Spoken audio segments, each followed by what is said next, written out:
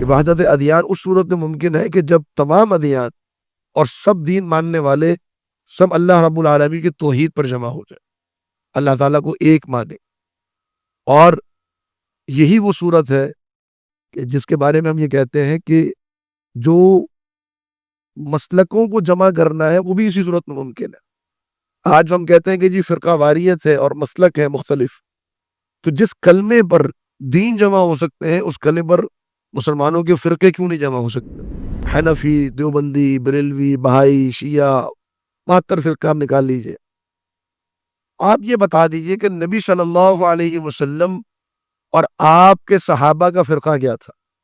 کتنا بتا دو کہ ترکت فیکم امرین لن تضلوا ما تمسکتم بہما کتاب اللہ و سنتی.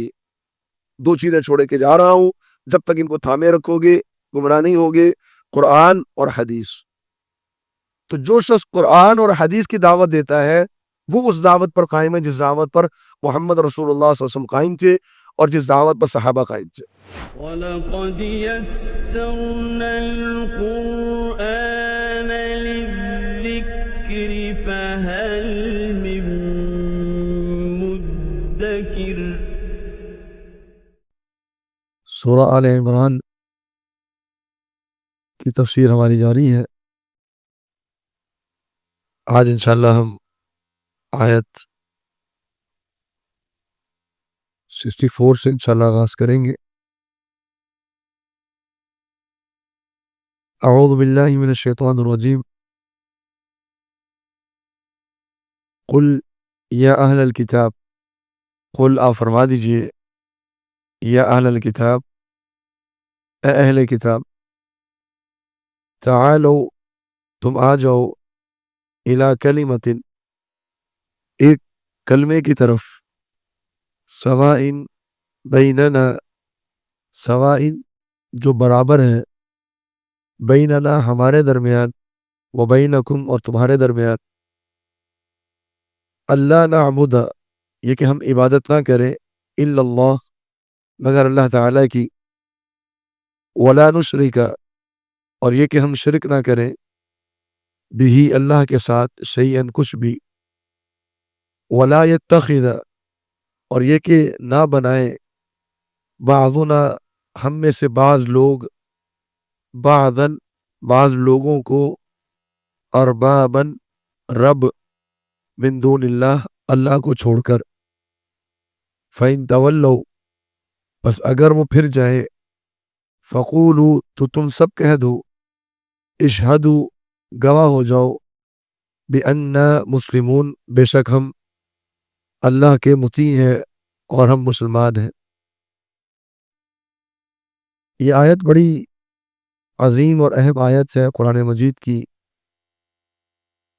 جس میں اللہ تعالیٰ نے بہت سی نصیحتیں ہم سب کے لیے رکھی ہیں. گزشتہ آیات میں اللہ تعالیٰ نے عیسیٰ علیہ السلام کے بارے میں جو حقائق تھے اس کو واضح کر دیا، یہودیوں کے لیے بھی اور عیسائیوں کے لیے بھی. یہودی یہ سمجھتے تھے کہ عیسیٰ علیہ السلام معاذ اللہ وہ ولد الزنا ہے، اور عیسائی یہ سمجھتے تھے کہ عیسیٰ علیہ السلام اللہ کے بیٹے ہیں. اسلام نے دونوں کے درمیان فیصلہ کر دیا، اور جو معتدل اور صحیح رائے تھی، جو صحیح حقیقت تھی، اس کو واضح کر دیا کہ عیسیٰ علیہ السلام بن باپ کے پیدا ہوئے اور وہ اللہ کی مخلوق ہے، اللہ کی اولاد نہیں ہے. اب اس آیت میں اللہ تعالیٰ نے پورے اہل کتاب کو مخاطب کیا، اور اہل کتاب کا لفظ جب کہا جاتا ہے تو اس سے مراد زیادہ تر یہودی ہوتے، لیکن کچھ مقامات پر یہودی اور عیسائی دونوں مراد ہے. یہاں پر دونوں مراد ہے. اللہ تعالیٰ یہودیوں سے بھی کہہ رہا ہے اور اللہ تعالیٰ عیسائیوں سے بھی کہہ رہا ہے، اور ان کو دعوت دی جا رہی ہے توحید کی طرف کہ آؤ ایک ایسے کلمے پر جمع ہو جائے جو کلمہ تمہارے دین کا حصہ ہے، سواء بیننا و بینکم، وہ ہمارے دین میں بھی موجود ہے اور تمہارے دین میں بھی موجود ہے.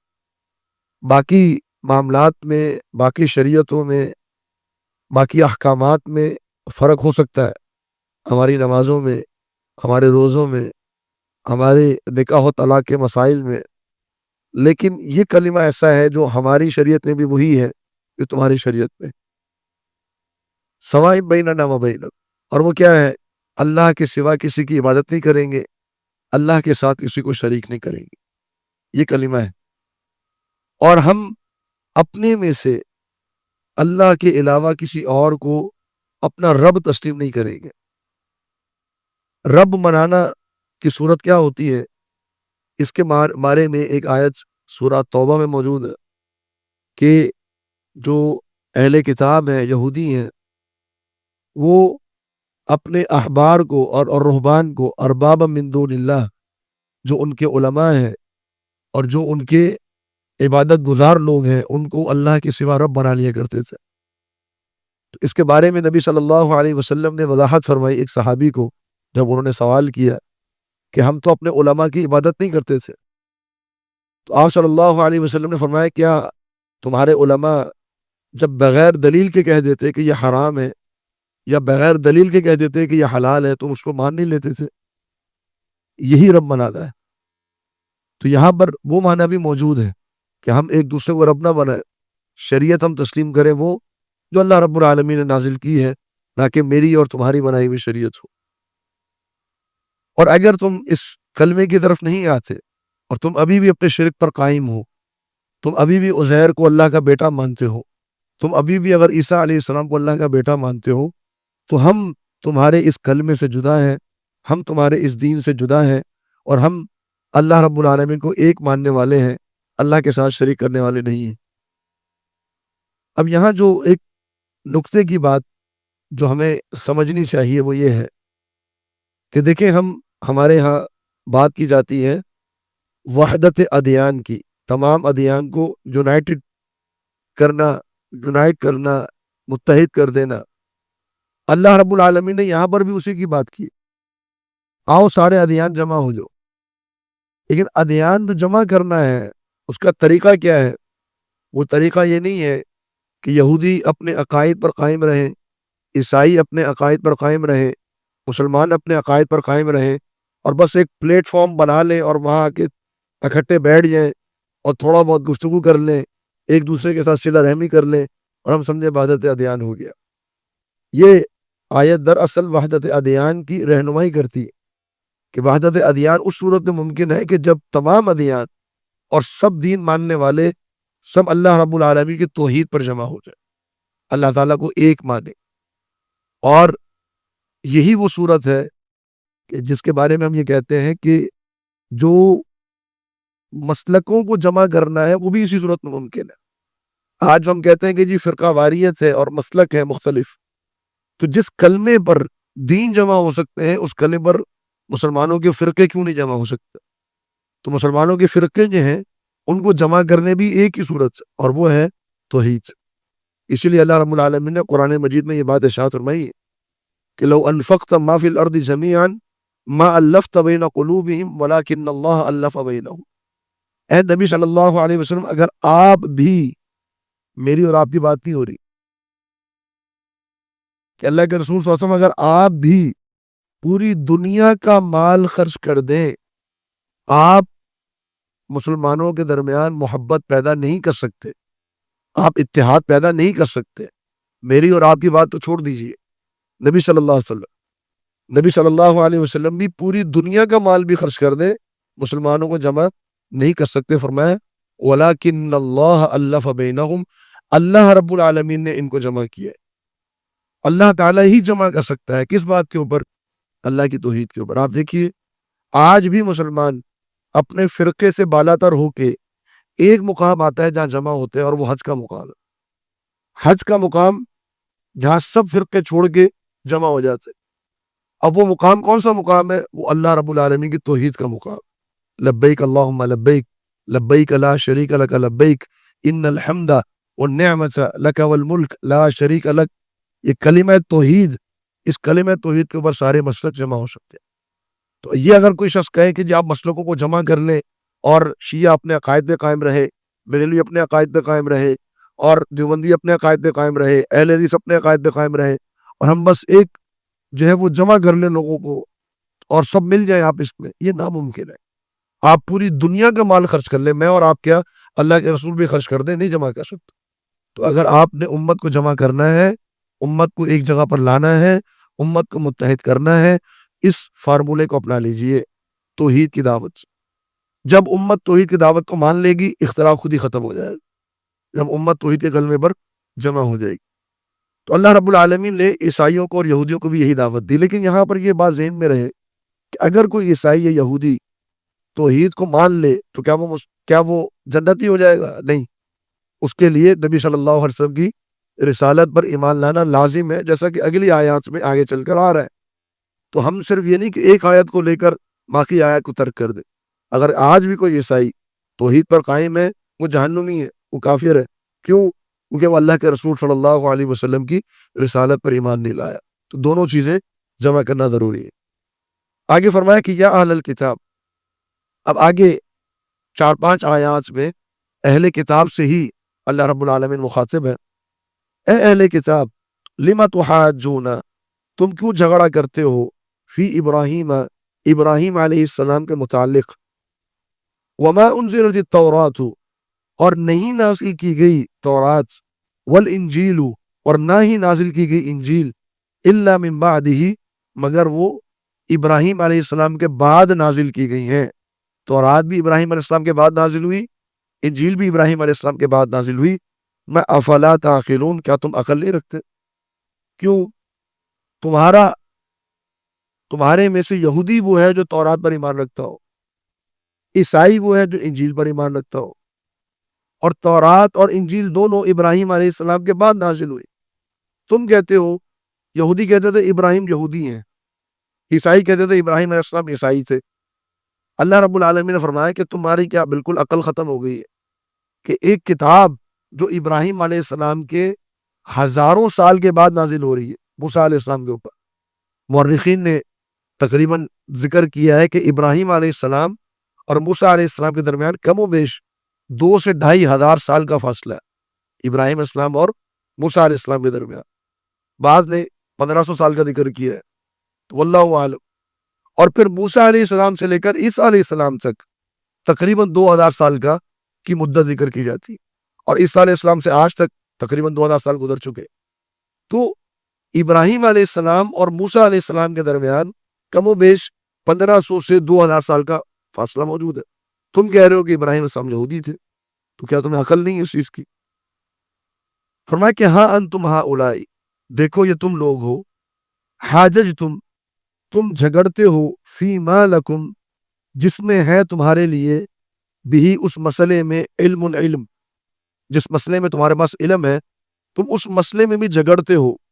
فَلِمَ تُحَاجُّونَ، پس کیوں تم جھگڑتے ہو، فی ما لیس لکم، جس میں نہیں ہے تمہارے پاس، بھی اس مسئلے میں، کو علم۔ واللہ یعلم، اللہ تعالیٰ علم رکھتا ہے، وانتم لا تعلمون، اور تم علم نہیں رکھتے۔ یہ اللہ رب العالمین نے تنبیہ فرمائی۔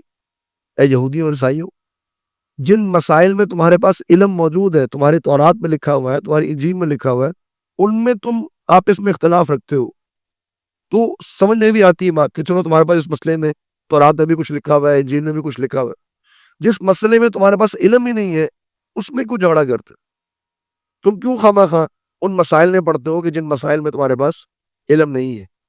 اور پھر اللہ تعالیٰ نے فرمایا کہ اللہ رب العالمین کے پاس علم ہے، تمہارے پاس علم نہیں ہے۔ آگے اللہ تعالیٰ نے اپنا علم بیان کیا، کیا فرمایا؟ ما کان ابراہیم یہودیًا، ما کان، نہیں تھے ابراہیم علیہ السلام، یہودی، ولا نصرانیًا، اور نہ ہی عیسائی، ولیکن کان، لیکن وہ تھے، حنیفاً، ایک طرف ہو کر، مسلمہ، اللہ کے مطیع اور فرمانبردار، وما کان، اور نہیں تھے وہ، من المشرکین، شرک کرنے والوں میں سے۔ بالکل وضاحت کے ساتھ فرما دیا، ابراہیم علیہ السلام نہ یہودی تھے نہ عیسائی تھے۔ ابراہیم علیہ السلام کون تھے؟ ابراہیم علیہ السلام مسلمان تھے، اللہ رب العالمین کی اطاعت کرنے والے، اور ہر قسم کے اختلاف سے، ہر قسم کے جو تم نے مذہب بنا لیے ہیں، ان سے ابراہیم علیہ السلام بالا تر تھے۔ ابراہیم علیہ السلام کا تمہاری یہودیت سے اور عیسائیت سے کوئی تعلق نہیں، بلکہ وہ مسلمان تھے۔ اور یہی سوال اگر سادہ سا سوال ہے، سمجھنے کے لیے کر لیا جائے گا، آج کے مسلمان فرقوں سے کہ بھائی آپ کہتے ہو کہ حنفی، دیوبندی، بریلوی، بہائی، شیعہ 72 فرقہ آپ نکال لیجئے.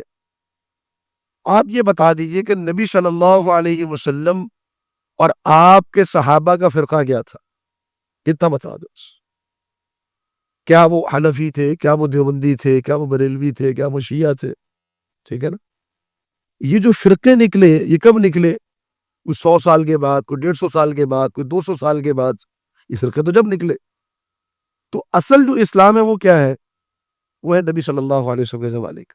اور وہ کیا تھا جس کے بارے میں نبی صلی اللہ علیہ وسلم نے فرمایا کہ ترکت فیکم امرین لن تضلوا ما تمسکتم بہما کتاب اللہ و سنتی. 2 چیزیں چھوڑے کے جا رہا ہوں، جب تک ان کو تھامے رکھو گے گمراہ نہیں ہوگے، قرآن اور حدیث. تو جو شخص قرآن اور حدیث کی دعوت دیتا ہے وہ اس دعوت پر قائم ہے جس دعوت پر محمد رسول اللہ صلی اللہ علیہ وسلم قائم تھے اور جس دعوت پر صحابہ قائم تھے. نہ ان فرقوں سے صحابہ کا تعلق ہے، نہ ان فرقوں سے نبی صلی اللہ علیہ وسلم کا تعلق. کوئی بھی شخص، فرقے کی تعریف یہ ہے، کوئی بھی شخص اپنے آپ کو قرآن اور حدیث سے ہٹا کر کسی اور چیز کی طرف منسلک کر لے، منسوب کر لے، وہ غلط. کوئی اپنے آپ کو کسی شہر کی طرف منسوب کر لے، کوئی آپ کو کسی عقیدے کی طرف منسوب کر لے، کوئی اپنے آپ کو کسی شخصیت کی طرف منسوب کر لے، تو یہ غلط. ہم کس کی طرف منسوب کریں گے؟ ہم اپنے آپ کو قرآن اور حدیث کی طرف. یہ ہماری نسبت ہے، اس کے علاوہ ہماری کوئی نسبت نہیں. یہی اللہ رب العالمین نے ابراہیم علیہ السلام کے بارے میں فرمایا، نہ وہ یہودی تھے نہ وہ عیسائی تھے، بلکہ وہ اللہ رب العالمین پر اسلام لانے والے تھے. اور آخر میں بڑی صراحت کے ساتھ فرمایا کہ وہ مشرک نہیں تھے. یا ایک اور بات اپنے ذہن سے ہمیں نکال دینی چاہیے کہ بعض لوگ جب قرآن پڑھتے ہیں وہ واقعہ پڑھتے ہیں کہ ابراہیم علیہ السلام نے چاند کو دیکھا، کہا میرا رب ہے، ستارے کو دیکھا، کہا میرا رب ہے، سورج کو دیکھا تو کہا میرا رب ہے. تو بعض لوگوں کے ذہن میں یہ شبہ آ گیا کہ شاید ابراہیم علیہ السلام پہلے ان ستاروں کی یا سورج کی عبادت کیا کرتے تھے یا ان کو ماننے والے تھے. اللہ رب العالمین نے وضاحت کے ساتھ فرمایا ابراہیم علیہ السلام نے زندگی میں کبھی بھی شرک نہیں کیا. اپنی پیدائش سے لے کر، اپنی ولادت سے لے کر اپنی وفات تک ابراہیم علیہ السلام موحد تھے. اور کوئی بھی نبی، کسی بھی نبی نے اپنی زندگی میں شرک نہیں کیا. نبی صلی اللہ علیہ وسلم بھی نبوت ملنے سے قبل آپ بھی توحید پر ایمان رکھنے والے تھے، توحید کا عقیدہ رکھنے والے تھے. آپ نے بھی کبھی شرک نہیں کیا اور نہ ہی کسی نبی نے کیا. تو وہ جو کلام تھا، جو گفتگو تھی کہ سورج یہ شاید میرا رب ہے، چاند یہ شاید میرا رب ہے، تو یہ جو گفتگو تھی یہ قوم کو سمجھانے کے لیے تھی. قوم کو سمجھانے کے لیے یہ مکالمہ کیا گیا، اور پھر جب انکار کیا گیا تو قوم کے سامنے کیا گیا تاکہ قوم کو سمجھ میں آ جائے کہ رب ہوتا کون ہے، جو غائب نہیں ہوتا، گم نہیں ہو جاتا، رات میں ہے دن میں نہیں ہے، دن میں ہے رات میں نہیں ہے، وہ رب نہیں ہو سکتا. ٹھیک ہے، تو یہ سمجھانے کے لیے تو ابراہیم علیہ السلام کبھی بھی شرک نہیں فرمایا. وَإِنَّ أَوْلَى النَّاسِ، ان بے شک اول الناس، لوگوں میں سب سے زیادہ قریب ابراہیم علیہ السلام کے، للذین وہ لوگ ہیں اتبعوہ جنہوں نے ابراہیم علیہ السلام کی اتباع کی، وَهَذَا النَّبِيُّ اور یہ نبی محمد صلی اللہ علیہ وسلم، والذین آمنوا اور وہ لوگ جو اس نبی پر ایمان لائے، واللہ اور اللہ رب العالمین، ولی المؤمنین وہ ولی ہے، دوست ہے اہل ایمان کا. تو یہودیوں کو اور عیسائیوں کو اللہ رب العالمین نے تنبیہ فرمائی. تم کہتے ابراہیم السلام یہودی تھے، تم کہتے ابراہیم السلام عیسائی تھے، تمہارا سے کوئی تعلق نہیں ابراہیم علیہ السلام، نہ یہودیوں سے کوئی تعلق ہے نہ عیسائیوں سے کوئی تعلق. ابراہیم علیہ السلام سے تعلق سب سے زیادہ ان لوگوں کا ہے جو ابراہیم علیہ السلام پر ایمان لے کر آئے ان کے دور. یا ابراہیم علیہ السلام سے سب سے زیادہ تعلق ان لوگوں کا ہے جو اس امت کے لوگ ہیں، میں اور آپ. یہودیوں کا ابراہیم علیہ السلام سے اتنا تعلق نہیں ہے، عیسائیوں کا ابراہیم علیہ السلام سے اتنا تعلق نہیں ہے. اصل تعلق ہمارا ہے جو محمد صلی اللہ علیہ وسلم نے جس دین کی اتباع کی یا جس دین پر چلے وہ دین ابراہیمی ہے. اس کے عقائد، اس کے اصول وہ کہاں سے چلے آ رہے ہیں؟ ابراہیم علیہ السلام سے. بلکہ کئی عبادات ایسی ہیں کہ جن عبادات کے اندر ہمیں ابراہیم علیہ السلام کی سیرت کی جھلک نظر آتی. حج کی عبادت ہے، قربانی کی عبادت ہے، حج کے اندر کئی معاملات ہیں. تو کئی ایسے احکامات ہیں ہمارے دین کے اندر جو ابراہیم علیہ السلام کے زمانے سے چلے آ رہے ہیں. تو لہذا ہمارا اصل تعلق ہے ابراہیم علیہ السلام سے. اب یہ چند تنبیہات کرنے کے بعد اللہ رب العالمین نے اہل کتاب کی حقیقت کو واضح کیا میرے اور آپ کے لیے. اور دیکھیے یہ جو حقیقت آگے واضح ہونے جا رہی ہے یہ صرف نبی صلی اللہ علیہ وسلم کے زمانے کی تک محدود نہیں ہے, یہ قیامت تک کے لیے ان کے اندر یہ صفات اور یہ معاملات موجود رہیں گے. کیا معاملات ہیں؟ مودت, چاہا, طائفۃ, ایک گروہ نے, من اہل کتاب, اہل کتاب میں سے, کیا چاہا؟ لو, کاش کے, یضلونکم, وہ تمہیں گمراہ کر دے. انہوں نے سازش کی, چاہا, ان کی شدید خواہش ہے کسی طریقے سے تمہیں اس دین سے, اس ایمان سے, اس توحید سے محروم کر دیں اور تم گمراہ ہو دو. فرمایا کہ وما یضلون, وہ نہیں گمراہ کر رہے, الا انفسہم, مگر اپنے آپ کو, وما یشعرون, اور اس بات کا ان کو شعور بھی نہیں ہے کہ اصل نقصان وہ اپنے آپ کو پہنچا رہا ہے. یہ جو اہل کتاب کے یہودی تھے نبی صلی اللہ علیہ وسلم کے زمانے میں, انہوں نے کئی طریقے اختیار کیے مسلمانوں کو گمراہ کرنے کے, کئی طریقے اختیار کی. مال کی لالچ تھی, اپنے عقائد کی تبلیغ کی, اپنی طرف لانا چاہا. نبی صلی اللہ علیہ وسلم کے جانثار صحابہ اپنی قوم برادری کو چھوڑ کر آگے, یہودیوں کی کیا سنتے ہو, لیکن کوشش انہوں نے بھرپور کی اس یہودیوں نے صحابہ کو گمراہ کرنے کی, اور یہ کوشش آج تک چلی آ رہی, مختلف طریقوں سے, مختلف سازشیں کر کے اہل ایمان کو گمراہ کرنے کی. کچھ طریقہ کار اور کچھ سازشیں آگے اللہ رب العالمین نے بیان فرمائی. پھر دوبارہ تنبیہ کی, فرمائی یا اہل الکتاب, اے اہل کتاب, لما تکفرون, تم کیوں کفر کرتے ہو, بآیات اللہ, اللہ تعالیٰ کی آیات کا, وانتم تشہدون, اس حال میں کہ تم خود گواہ ہو کہ یہ آیات اللہ تعالیٰ کی طرف سے نازل کردہ ہے. تم خود گواہ ہو. اللہ کی آیت کا انکار کیوں کرتے ہو؟ اللہ کی کون سی آیات؟ اللہ رب العالمین کی وہ آیات جو تمہاری اپنی کتابوں میں موجود ہے, تورات میں موجود ہے, انجیل میں موجود ہے. کس کے بارے میں؟ نبی صلی اللہ علیہ وسلم کے بارے میں, ان کی صفات اور ان کے جو احوال, ان کی علامتیں جو تورات میں